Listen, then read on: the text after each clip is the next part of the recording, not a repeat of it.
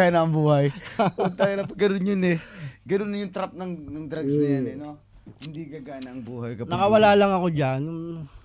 Naging 3 lang anak ko, tsaka nagkatrabaho na ako. Kasi di ba sa trabaho dito magatsino may drug test lagi. Oo.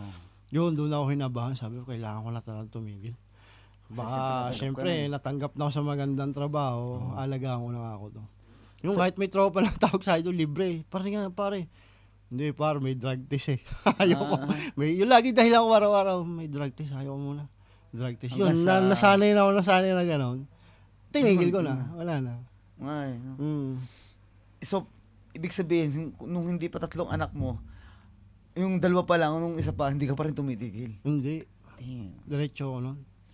Diretso. Buti naari yung asawa mo. Nagkakasa pa ako nun. Makapagpaikot lang ng kayang paano eh.